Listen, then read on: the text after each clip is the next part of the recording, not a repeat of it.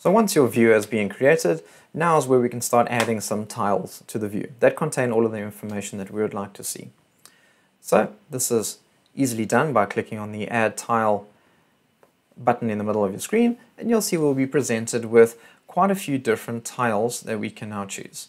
So a single stat tile is exactly as the name suggests. It's just a tile that produces one statistic for you. There is also the next option for a circular tile. So think of a circular tile like a countdown. If there's any sort of data you'd like to represent in a countdown manner, if you were reporting time length or something like that, the circular gauge might be useful to you.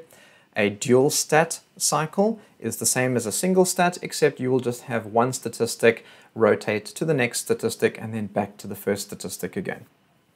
There is also the ability to create a ticker tile. So a ticker tile is a banner at the bottom of your wallboard where you can go and add multiple points of data that will scroll from the right to the left of your screen.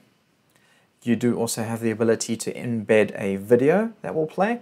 Now bear in mind that a video does need to be a MP4 streaming format, so unfortunately you cannot put any YouTube URLs in here. And then lastly, you can also select an image. So if you do have a publicly hosted image that you would like to incorporate into your wallboard, you can stick the URL of that image under this tile and that will be visible in your wallboard. So for this example, let's just choose a single statistic. And again, you will be brought through to the page where you can now choose what data source you would like. So in this example, let's choose ringing calls. I can go ahead and select save, and you'll see due to the fact that my view is dynamic, my single tile will fill up the entire space, but as you start adding more and more tiles, they will slot themselves into dynamic rows and columns to make better use of all of the space.